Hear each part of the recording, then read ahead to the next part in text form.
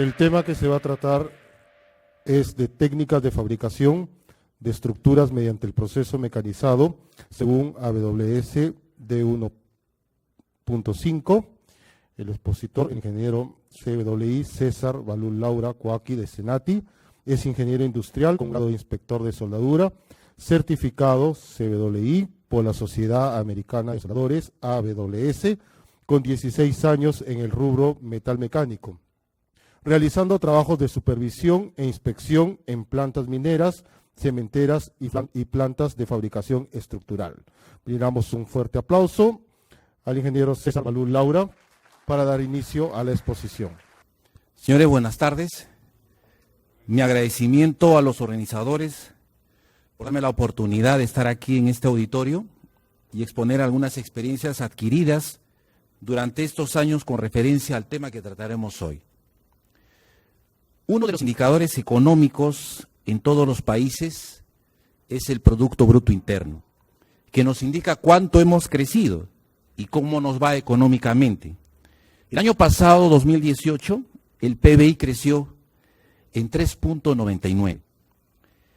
Pero déjenme decirles que existe otro indicador que los inversionistas lo ven con muchísimo interés, que es la cantidad de acero que se mueve en un país en un determinado periodo de tiempo.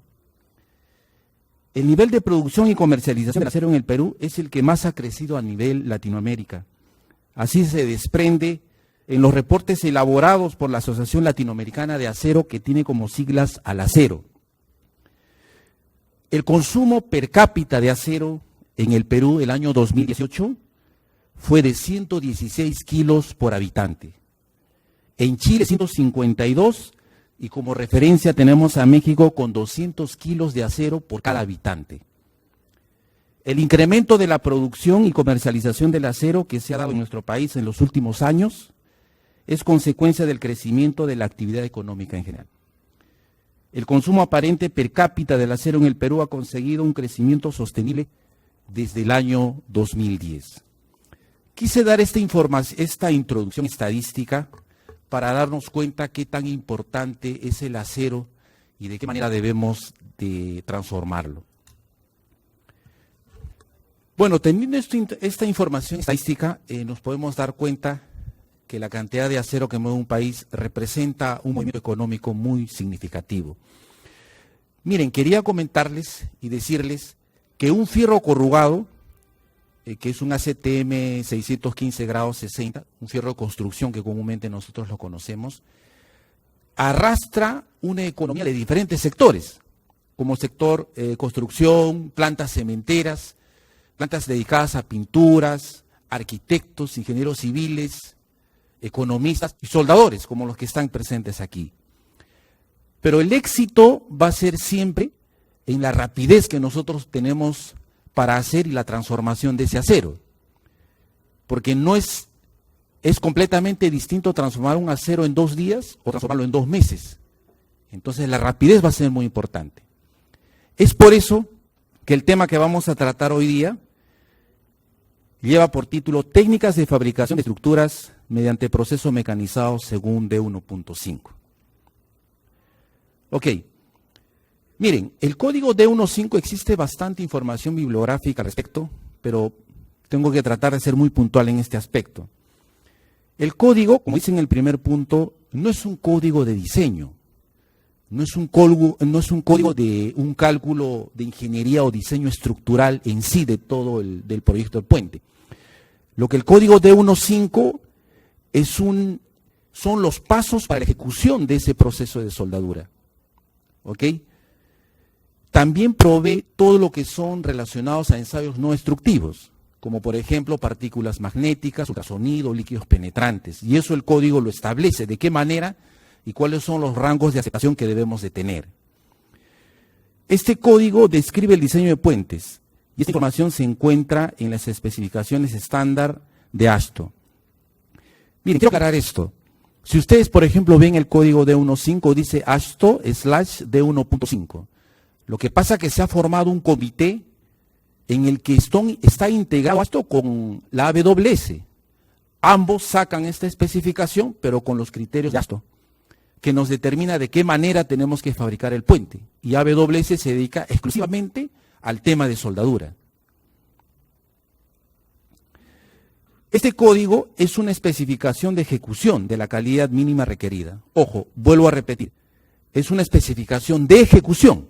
De qué manera tenemos que preparar el material base, cómo tenemos que soldar, cuáles van a ser los criterios de aceptación. Bueno, tiene ciertas limitaciones, así como todos los códigos, ¿no? En ASME, en API, en AWS, por ejemplo, tiene diferentes tipos de especificaciones y limitaciones. Pero una de las más importantes es que los aceros con esfuerzos de fluencia mayores a 690 megapascales o 100 K6 no entran aquí en este código. Recipientes a presión tampoco van a entrar aquí. Otros materiales que no sean aceros al carbón y baja aleación. Acordarnos que los aceros de alta aleación son considerados cuando uno de sus elementos excede el 13%. Por ejemplo, un acero inoxidable en la fabricación de puentes no va a poder estar. Las estructuras compuestas por tubos estructurales tampoco están, son limitaciones que no están aceptadas. Ahora, en el D1, voy a hacer la comparación con el D1.1 y D1.5. Quizás de repente algunos pudieran pensar que son parecidos o iguales, pero existen diferencias. Por ejemplo, en D1.1 a los aceros los clasifica en 4 grandes grupos. En este caso, el D1.5 nos da una lista de aceros con los que nosotros vamos a trabajar, ¿no? Generalmente, los aceros ACTM 709 en sus diferentes grados. Aquí, por ejemplo, en el cuadro vemos acero 709 de grado 36, 50, 50W, 100 CW y sus equivalentes que están al lado derecho. Hay una diferencia, por ejemplo, con los aceros 709, 50W, porque son aceros intemperizados, ¿no? Más adelante les voy a explicar qué significa ese tipo de aceros intemperizados. Los procesos de soldadura señalados en este proceso, o sea, el código te dice que sí podemos trabajar con estos procesos de soldadura, como son procesos de soldadura por electrogás, soldaduras por electroescoria, con alambre tubular, con proceso con núcleo protegido, proceso GEMAU, y electrodo revestido, y SAU. Bueno, justamente de este último yo quiero hablar en esta exposición, porque como estamos hablando de una exposición relacionada a procesos mecanizados, SAU encaja exactamente a este tipo de procesos, mecanizarlo. Y tenemos que saber diferenciar si este SAU podría trabajar como proceso mecanizado, como proceso automático, como proceso manual. ¿Y cuál es la diferencia entre un mecanizado y un automático, ¿no? Muchos de ustedes que son operadores de soldadura y que trabajan con el cabezal de soldadura, algunos me decían si esto es un proceso semiautomático o es un proceso mecanizado. Pero vayamos a la fuente. ¿Qué nos dice la fuente? Por ejemplo, la fuente en A3.0, como define aquí, nos dice lo siguiente. La soldadura mecanizada es cuando se emplea equipo que realiza toda la operación de soldadura, pero bajo la vigilancia de un operador que coloca el trabajo en su posición. Inicia y detiene la soldadura. Entonces, tenemos que decir que los procesos de arco sumergido son mecanizados. Salvo que haya, por ejemplo, un operador que agarre la antorcha como si estuviéramos soldando alambre tubular y pueda hacer ese proceso de soldadura que sí existe. Entonces, ahí sí podríamos decir que es un proceso semiautomático. Pero en este caso, si nosotros utilizamos un tracto y comenzamos a soldar, es un proceso mecanizado. Y lo dice A3.0, que es la especificación relacionada a términos y definiciones. Ahora, los aceros estructurales para la construcción tienen que tener diferentes tipos de propiedades mecánicas, pero el código nos habla exclusivamente de estas propiedades, ¿no? De la resistencia, ductilidad, la soldabilidad, la resiliencia y la resistencia a la intemperie. Eso es lo que les decía hace un momento, ¿no? O sea, por ejemplo, los aceros 709 grados 50W son aceros intemperizados, o sea, no necesitaríamos pintarlos. Va a soportar la oxidación y la corrosión. Bueno, en la práctica, señores, vamos a encontrar, por ejemplo, aceros que van a tener problemas de pitting. No sé si alguna vez a ustedes les pasó eso, ¿no? Como ustedes saben, algunos aceros son importados y el tiempo que dura el transporte está expuesto a la intemperie y la oxidación de pronto se convierte en corrosión. Y la corrosión es cuando empezamos vamos a decir, encontrar picaduras localizadas en la plancha. Lo que vulgarmente o comúnmente lo dicen está corroído, ¿no? Está que se come la plancha. Entonces es un pitting. Salvo, y el código dice claramente, si nosotros encontramos superficies con pitting, tendríamos que evaluar el área para darlo por aceptado o no. Teniendo un porcentaje que esté establecido, y dependiendo de la gravedad que tenga la superficie que se presenta, podríamos darlo por descartado, ¿no? Recuerden que el pitting es el enemigo número uno de cualquier tipo de plancha, no solamente el 709. ¿Por qué? Porque cambia toda su estructura mecánica del material. Ahora, la calificación en el código D15 habla mucho de los materiales base, pero también el código te aclara un tema, ¿no? En el sentido de que, si bien es cierto, el D15 nos da una cantidad de materiales que nosotros debemos de trabajar, un tipo de materiales que debemos trabajar, pero también deja abierta una posibilidad de que el ingeniero pueda de repente aceptar otro tipo de material, pero siempre y cuando sea demostrado, ¿no? Matemáticamente que sí va a cumplir el requerimiento. O sea, el código tampoco no se cierra a decir, ¿sabes qué? Esto y no más. Te da la opción. Entonces, ingeniería tendría que determinar si va a ser posible o no. Por ejemplo, uno de los puntos muy importantes también es que en el código dice claramente que menos de 3 milímetros o más de 100 milímetros no podríamos trabajar. Pero la pregunta es, ¿qué pasaría si el requerimiento del proyecto me pide una plancha de 115, ejemplo, ¿no? ¿Qué podemos hacer? ¿No podríamos construirlo? Sí lo podríamos construir, pero ingeniería tendría que determinar matemáticamente, con un análisis mecánico, si eso, de qué manera va a interferir con otros elementos que van a ser soldados con menores espesores. Tendría que definir ingeniería cuál va a ser el procedimiento de elaborar ese proceso de soldadura. Ahí tendríamos que cambiar las temperaturas de interfase, de precalentamiento, el tratamiento superficial que vayamos a tener, ¿no? La calificación de procedimiento, por ejemplo, si por ejemplo muchos de ustedes, y la mayor parte de ustedes son calificados, por eso que están ustedes aquí, por ejemplo, en D11, si ustedes se dan cuenta, para calificar a un soldador, por ejemplo, me pide que el refuerzo, lo que equivocadamente se le conoce como sobremonta, pero que el A3.0 lo define como refuerzo de soldadura, no debería ser mayor de 3 milímetros. Pero en D15 no deberá ser mayor de 5 milímetros en calificación, ¿ok? Pero en fabricación no debe ser mayor de 3 en D15. Pero en D11, el refuerzo de la soldadura va a depender bastante del espesor de la plancha. Hasta 1 pulgada de espesor, 3 milímetros de refuerzo. De 1 a 2 pulgadas, 6. Y mayor de 2 pulgadas, lo vamos a determinar dependiendo de qué tipo de esfuerzos van a estar comprometidos. Ahora, en la calificación de procedimientos tenemos procedimientos precalificados. Lamentablemente no es como el código D11 que tenemos procedimientos precalificados todos, ¿no? ¿Verdad? FECAU, SMAU, GEMAU, SAU. Pero en este caso, el único procedimiento precalificado que es aceptado es el proceso SMAU. Los demás procesos no son calificados, no son precalificados. Entonces la pregunta es, ¿pero por qué SMAU es considerado precalificado? ¿Y por qué no los demás, como en otro código? Lo que pasa es que el propio código también te establece que de acuerdo a su récord histórico que representa el proceso SMAU, ha demostrado que es un proceso donde no tenemos muchas variables de control. O sea, si por ejemplo comparamos con un proceso semiautomático en FECAO, por ejemplo, en FECAO tendríamos que controlar la velocidad de flujo del gas, tendríamos que contemplar el STICAO, tendríamos que controlar las velocidades de avance y una serie de variables que hace que sea un poco más cuidadoso cuidar este tema, ¿no? Pero en proceso SMAU no tenemos muchas variables. Y aparte que el proceso SMAU, como te pide soldar con electrodos bajos en hidrógeno, entonces ese tipo de electrodos ofrece una muy y excelente tenacidad. Por eso que lo considera como un proceso precalificado, ¿no? Y aparte que es un proceso práctico, por eso que hasta ahora sigue estando vigente el proceso SMAU, pero con la tendencia a desaparecer por un tema de optimización de tiempo, ¿no? A ver, hay que entender varias cosas. Aquí, por ejemplo, en el gráfico tenemos solamente una forma de poder calificar al operador de soldadura. ¿Ok? Nos da una longitud determinada, un ángulo de canal determinado, una abertura del canal determinado. Pero ojo, el código nos da solamente esta forma de poder hacer esa calificación.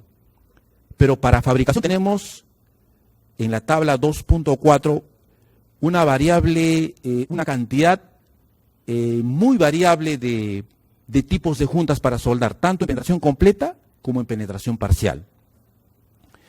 Ahora, miren, siempre quisiera comentarles algo rápido. Cuando se presentan en los proyectos de la fabricación de puentes, se presentan muchos armadores con muchísima experiencia. Pero cuando le decimos que para que entre al proyecto a la fabricación de puentes, yo le tengo que tomar un examen de soldadura. Y el armador, bueno, con justa razón me dicen, pero yo soy armador, yo no soy soldador, ¿por qué es que me tienen que hacer soldar? Lo que pasa que en todos los proyectos está determinado que cada cordón de soldadura sea eficientemente depositado. Por eso que al armador, que va a hacer todo el proceso de armado en sí de la estructura, se le tiene que tomar el examen de apuntalado. Y el examen de apuntalado tiene que determinar si ese cordón de soldadura que ha realizado sea eficiente. Por ejemplo, voy a adelantarme una vista para luego retroceder. Aquí, por ejemplo. Aquí tenemos una junta en T. Pero si nosotros encontramos que al momento de calificar al al apuntalador, la fusión no es completa, por lo tanto yo no lo podría dar como aceptado y no reuniría las condiciones para que trabaje en mi proyecto en la fabricación de puentes. Porque hay que entender que si nosotros, por ejemplo, tuviéramos una placa base, un determinado elemento, yo no puedo sacar ese punto de soldadura para que el soldador pueda soldar. El soldador tiene que soldar encima de lo que ha apuntalado el apuntalador. Y acuérdense que todas las juntas de penetración completa van a ser pasadas por ensayo ultrasonido. Entonces imagínense que encima de ese mal apuntalado soldemos con soldadura. Eso significa que va a ser un rechazo 100% si es una junta de penetración completa. Entonces, lo que tendríamos que hacer es sacar todo ese cordón, arcallarlo, esmerilarlo, etcétera, y poder recuperar ese elemento. Entonces, en esos proyectos no nos podemos dar el lujo de que ese apuntalado no reúna las condiciones. Perdón, voy a regresar a este punto. Y acá, por ejemplo, vamos a tener calificaciones tanto para apuntaladores y para soldadores, ¿no? En esa rotura donde tenemos que ver que el cordón de soldadura tiene que pasar el vértice del ángulo. Calificación, por ejemplo, solamente para filetes, en caso de que quisiéramos soldar filetes. Miren, esta tabla del 5.8, el D1.5, nos habla acerca de la calificación de soldadores. Pero esa calificación de soldadores, ojo, son soldadores, no son operadores. Por ejemplo, voy a poner un ejemplo. Si yo, por ejemplo, califico en D1.5 un soldador en 3G, este señor me puede soldar soldadoras en canal, en plano horizontal vertical y en filete plano horizontal vertical. Pero acá no dice nada del operador, solamente es el soldador. Y como estamos hablando de procesos mecanizados, entonces tenemos que hablar del operador, ¿no? Porque es un proceso mecanizado. Entonces, ¿qué dice el D1.5 al respecto? Dice lo siguiente: los operarios de soldadura deben calificar para cada posición de soldadura de producción. Bueno, en procesos SAO no hay muchas posiciones, ¿no? No podríamos soldar, por ejemplo, SAO en sobrecabeza, ¿no? No podríamos hacer eso. O lo soldamos en plano o lo soldamos en filete horizontal. Pero si queremos soldarlo en filete horizontal, tendría que calificarse en esa posición y en plano también. Pero no podría calificar en uno en el cual pueda decir también califica para este punto, ¿no? En cada posición. ¿Y qué es lo que habla del apuntalador o del armador? Porque el armador en sí es el que va a hacer el punto de soldadura, ¿no? Entonces, el armador, ¿qué es lo que pasa? Igual. Si yo, por ejemplo, al armador yo lo califico en 1F, solamente puede ser apuntalados en 1F nada más. En cada posición en la que va a estar. En algunos proyectos donde es muy riguroso la inspección, si nosotros encontramos a un armador que está apuntalando, por ejemplo, en 3F, pero vemos que su calificación como apuntalador está en 2F, estaría cometiendo una infracción, por lo tanto, se va a hacer acreedor a una no conformidad, porque no se está cumpliendo el estándar de calidad. Es decir, si el armador ha sido calificado en 2F, tendrá que hacer apuntalado solamente en 2F. Es un poco tedioso, ¿no? Porque ahora, ¿y qué pasaría si quiero apuntalar acá, arriba o en sobrecabeza? Tienes que calificar nuevamente, sí o sí. Ahora, ¿qué es lo que dice en calificación? es lo que anteriormente yo les decía, ¿no? En la inspección visual en calificación en D1.5, el refuerzo de la soldadura no debe exceder 5 milímetros. ¿Ok? Y en fabricación no debe exceder los 3 milímetros. Eso dice el código D1.5. La preparación del material base. Bueno, acá sí tengo para hablar muchísimos detalles en este punto. Señores, nosotros hemos hecho diferente tipo de pruebas de por qué es que mucha reincidencia en rechazo de ultrasonido, porque se ha encontrado mucha inclusión de escoria y muchas fisuraciones. Pero todo se origina en algo tan simple, en la preparación del borde. Todo inicia ahí. Por eso que cuando se hace preparación de bordes es punto importante para que recién nosotros podamos soldar. Yo considero que hay que tener muchísimo cuidado en la preparación de bordes. Con eso no digo que no hay que tener cuidado en soldadura también, pero mucho más cuidado en la preparación de bordes. Si nosotros hacemos preparación de bordes, por ejemplo, con procesos de oxigas, la preparación de bordes es muy importante porque visualmente quizás de repente no vamos a poder, aquí por ejemplo, en estos puntos, ¿qué es lo que generalmente se hace, no? Preparamos una superficie, en algunos casos en buenas condiciones, algunas superficies que no están bien. Pero visualmente, ¿qué hacemos? Agarramos y lo esmerilamos, queda bien y empezamos a soldar. Pero visualmente se nota bien, pero no nos damos cuenta que la fisuración ya está en la superficie de la plancha. Cuando nosotros soldamos, ¿qué es lo que pasa? Esa fisuración se encuentra. Sí o sí se va a encontrar. Entonces, por eso que yo considero que es muy importante la preparación de la junta. Y sobre todo si son juntas de penetración completa. La mala preparación definitivamente va a ser un rechazo. Eso es 100%. Considero que hay que tomar mucho cuidado en ese aspecto. Y el trabajo no solamente es del armador, también es el trabajo del soldador. Porque no podemos decir que el armador simplemente te presente y el soldador diga, ya, yo sueldo. No, el soldador tiene que ver qué es lo que está soldando, porque también corre en riesgo su prestigio. Quizás sea rechazado, y si la empresa tiene un registro de inconformidades de cada uno de los soldadores y armadores, se va a ir creciendo, y quizás vaya a ser uno mal visto, ¿no? Y no por él, sino por la mala preparación. Entonces hay que tener mucho cuidado, y considero que tanto el soldador como el armador tienen que ser un solo equipo, y tienen que trabajar bien en esos aspectos. Si la abertura, de acuerdo al WP, se dice 3 milímetros, tendrá que ser 3 milímetros. Pero en algunos casos las aberturas son muy excesivas y dejan que el soldador los suelde, ¿no? Pero no es que sea que tú tienes que ser un galáctico y soldarlo, sino que tienes que cumplir lo que la norma y el procedimiento te está especificando. Si consideramos que esa abertura es muy excesiva, no lo suelden.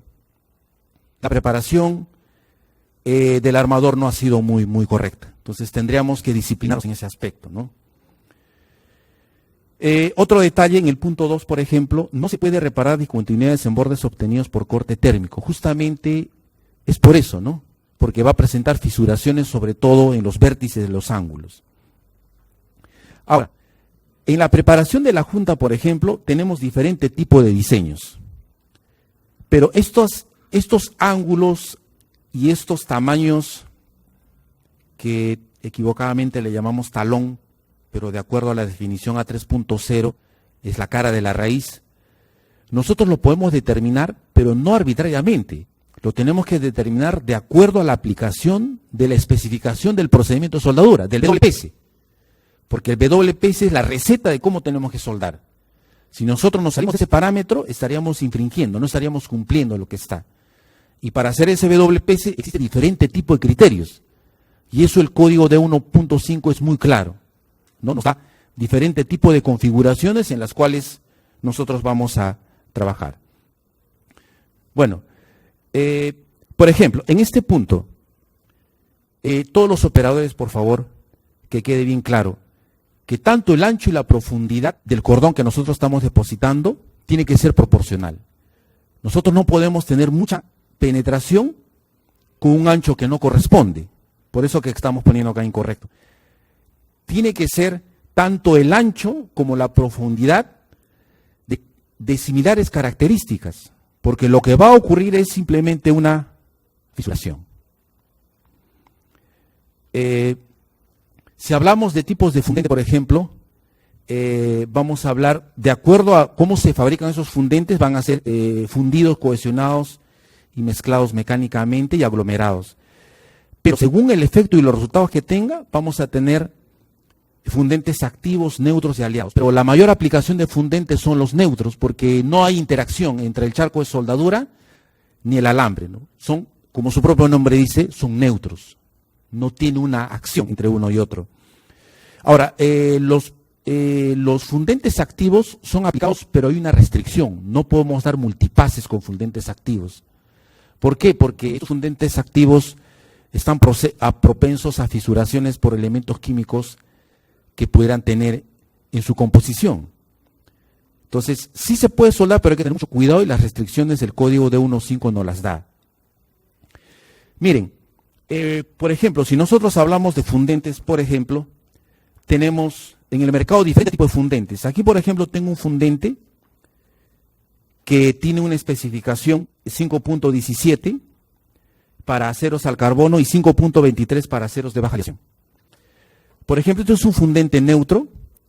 Las características de este fundente muy efectivo, no presenta ningún tipo de inclusión de escoria. La gran virtud que tienen este tipo de fundentes en el mercado es la granulometría.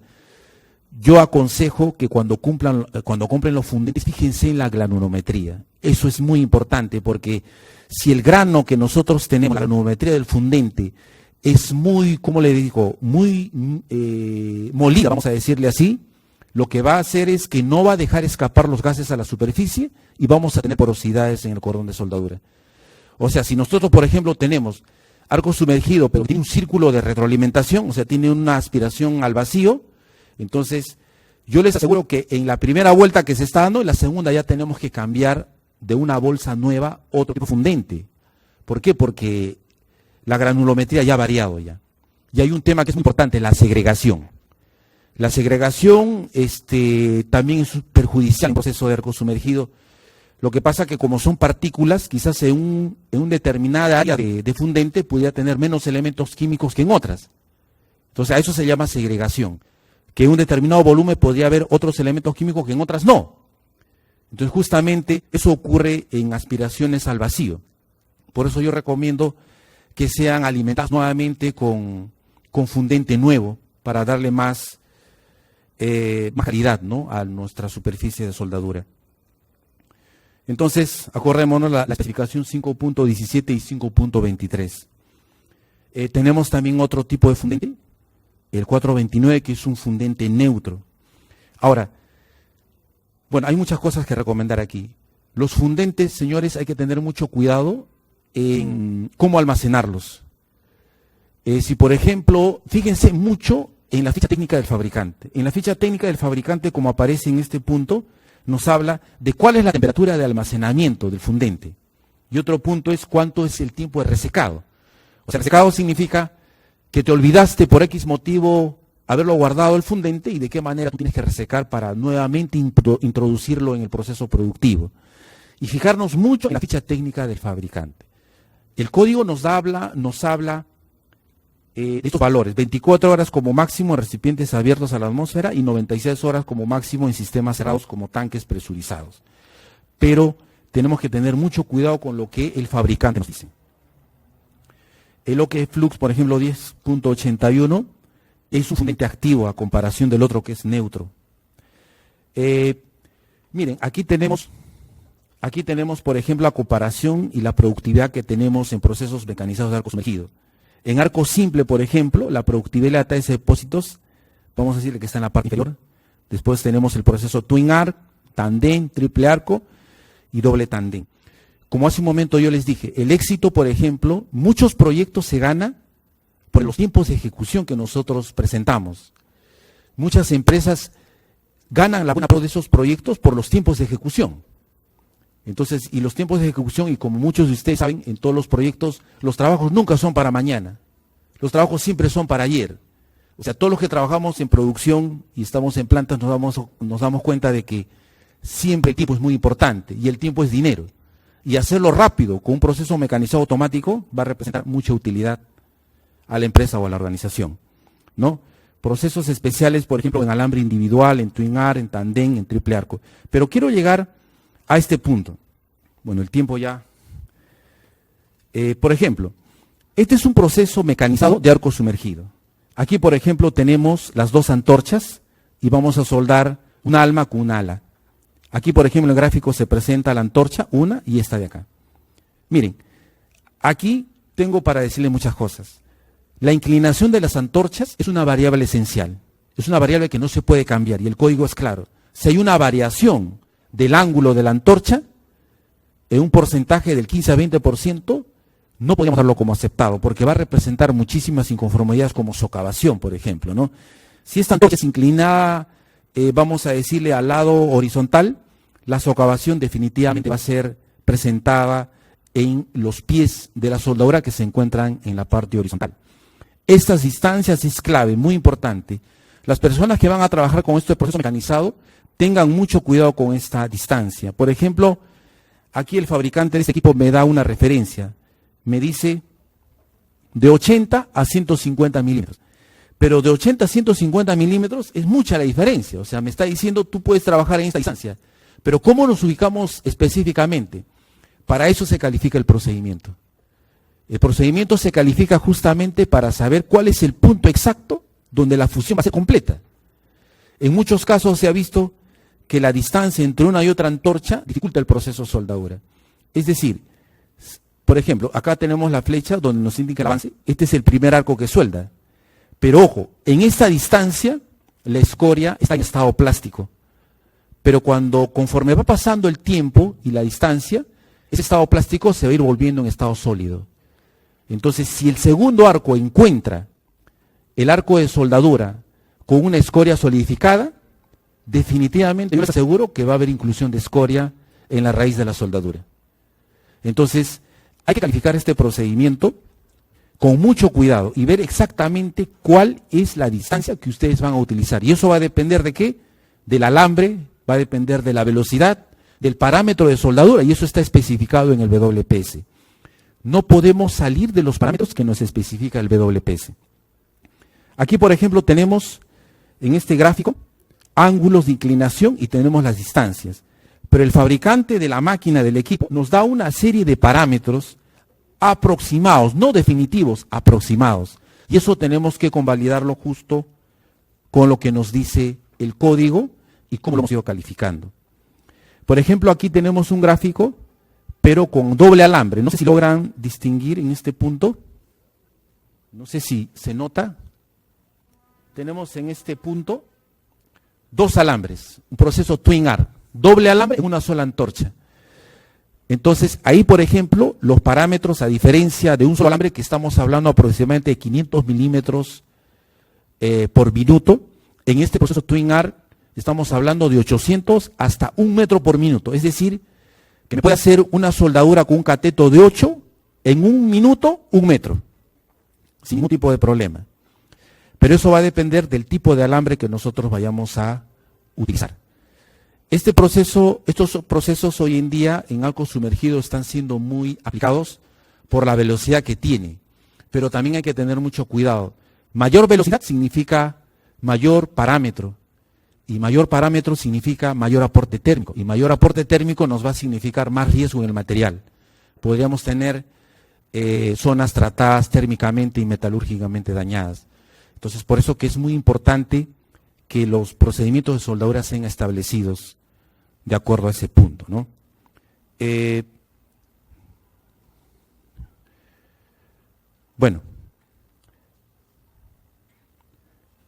Bueno, señores, muchísimas gracias. Vamos a continuar con las intervenciones de los panelistas para la ronda de preguntas. Por favor, profesor Zambrano.